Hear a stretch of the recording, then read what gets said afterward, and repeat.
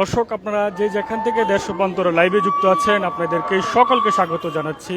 আর কিছুক্ষণ পর শুরু হতে যাচ্ছে বিএনপির যে সংরক্ষিত নারী আসনে মনোনয়ন প্রত্যাশীরা রয়েছে তাদের সাক্ষাৎকার গ্রহণ। দলটির চেয়ারম্যান যে কার্যালয় রয়েছে গুলশানে, সেই কার্যালয়ে মূলত হচ্ছে এই সাক্ষাৎকারটি শুরু হবে বিকাল ৩টা নাগাদ। সেই সাক্ষাৎকারে ইতিমধ্যে যে মনোনয়ন বোর্ড, দলটির যে মনোনয়ন বোর্ড রয়েছে সেই বোর্ডের সভাপতি দলটির চেয়ারম্যান তারেক রহমান তিনি উপস্থিত থাকবেন এবং মনোনয়ন বোর্ডের সদস্যরাও উপস্থিত থাকবেন। এছাড়াও যে স্থায়ী কমিটির সদস্য রয়েছে সেই স্থায়ী কমিটির সদস্যরা উপস্থিত থাকবে।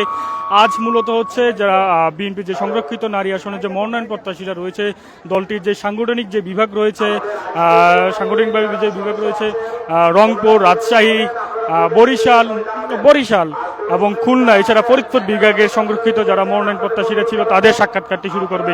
ইতিমধ্যে এই সাক্ষাৎকার অনুষ্ঠানকে শুরুকে কেন্দ্র করে যারা মনোনয়ন প্রত্যাশীরা ছিল তারা একে একে করে যে দলটির যে কার্যালয় রয়েছে সেই কার্যালয়ের ভিতরে প্রবেশ করছে। আমরা কিছুটা মনোনয়ন প্রত্যাশীদের ভিড়ও লক্ষ্য করতে পেরেছি। তারা মূলত হচ্ছে যে সাক্ষাৎকার গ্রহণটি যেহেতু বিকাল ৩টায় শুরু হবে, সেই ৩টা শুরুর আগ থেকে মূলত হচ্ছে তারা এখানে এসেছেন এবং একে একে করে ভিতরে তারা প্রবেশ করছেন এবং তার কিছুটা আমরা ভিড় কিছুটা ভিড় আমরা দেখতে পেয়েছি। এবং আপনারা জানেন যে সবকিছু ঠিক থাকলে আগামী যে 12ই মে মূলত হচ্ছে সংরক্ষিত নারী আসনের ভোট গ্রহণ অনুষ্ঠিত হবে। যে ইতিমধ্যে নির্বাচন কমিশন যে তফসিল ঘোষণা করেছিলেন যে আগামী 12ই মে মূলত হচ্ছে যে সংরক্ষিত নারী আসনের ভোট গ্রহণ করবে। আপনারা জানেন যে এবারে যে ত্রয়োদশ যে সংসদ রয়েছে, বিএনপি যে এককভাবে সংখ্যাগরিষ্ঠতা পেয়েছে, সেই এককভাবে সংখ্যাগরিষ্ঠতার মধ্যে যে 50টি আসনের সংরক্ষিত 50টি আসনের মধ্যে যে 36টি আসন মূলত হচ্ছে বিএনপি পাবে।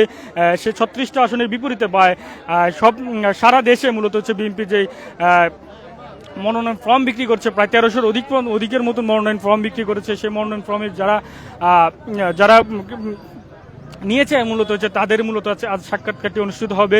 মূলত হচ্ছে 2টি ভাগে অনুষ্ঠিত হবে আজ, যেহেতু পাঁচটি বিভাগ এবং পরবর্তীতে কাল বিকাল একই টাইমে বিকাল 3টায় মূলত হচ্ছে চট্টগ্রাম, ঢাকা, কুমিল্লা, বাকি বিভাগ যে 5টি বিভাগ রয়েছে সেই 5টি বিভাগের মনোনয়ন সাক্ষাৎ গ্রহণ শুরু আজ রাজশাহী, রংপুর, বরিশাল, খুলনা এবং ফরিদপুর বিভাগের মূলত সাক্ষাৎ গ্রহণটি অনুষ্ঠিত হবে। সাক্ষাৎকার গ্রহণে ইতিমধ্যে দলটির চেয়ারম্যান এবং মনোনয়ন বোর্ডের সভাপতি তিনি তারেক রহমান তিনি উপস্থিত থাকবেন। এবং আপনারা জানেন যে মূলত হচ্ছে বিএনপি যে সংরক্ষিত নারী আসনে যে মনোনয়ন ফর্ম বিক্রি শুরু করেছিল হচ্ছে আগামী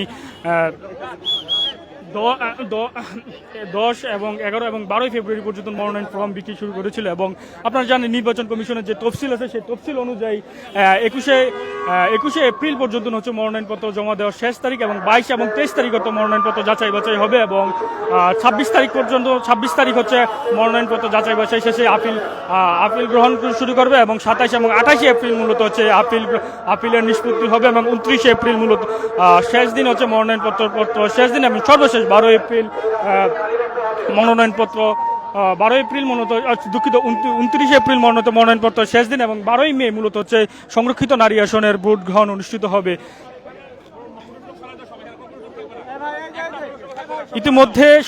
ইতিমধ্যে যে সাক্ষাৎটি অনুষ্ঠিত হবে সেই সাক্ষাৎ গ্রহণকে কেন্দ্র করে ইতিমধ্যে আইন শৃঙ্খলা রক্ষাকারী বাহিনীর আমরা যে বিশেষ করে যে পুলিশ সদস্যরা রয়েছে তারা আইন শৃঙ্খলা রক্ষাকারী বা নিয়োজিত রক্ষার্থে তারা কাজ করে যাচ্ছে এবং যাতে কোনো ধরনের বিশৃঙ্খলা না হয় বা কোনো ধরনের জটলা সৃষ্টি না হয়, সেই জটলা সৃষ্টি তারা যেখানে একটু জটলা সৃষ্টি হচ্ছে তাদেরকে একটু একটু দূরে সরার জন্য এবং যেহেতু গেটটি রয়েছে সেই গেটটিকে ফাঁকা রাখার জন্য তারা অনুরোধ করছে নেতাকর্মীরা যারা এখানে আসছেন তাদেরকে। এবং আর কিছুক্ষণ বাদে মূলত হচ্ছে সাক্ষাৎটি অনুষ্ঠিত হবে। ইতিমধ্যে একে একে করে আসতে শুরু করেছে যারা মনোনয়ন প্রত্যাশীরা ছিল, সেই মনোনয়ন প্রত্যাশীরা আসতে শুরু করেছে। আমরা জানি যে বিকাল 3টা নাগাদ মূলত হচ্ছে সেই সাক্ষাৎটি শুরু হবে এবং দলটির স্থায়ী কমিটির সদস্য এবং দলটির চেয়ারম্যান তিনি উপস্থিত হওয়ার কথা রয়েছে।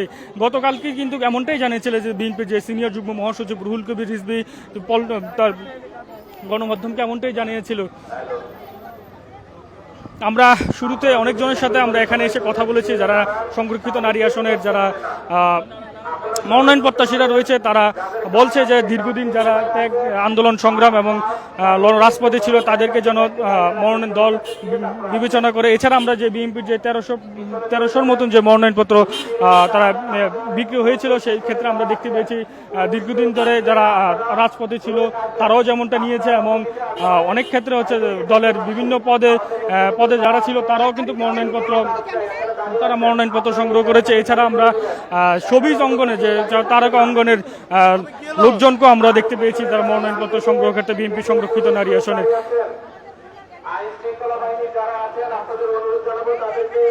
আমরা যদি কয়েকজনের সাথে একটু কথা বলি বা আমরা একজনের সাথে যদি একটু দেখানোর চেষ্টা করছি যে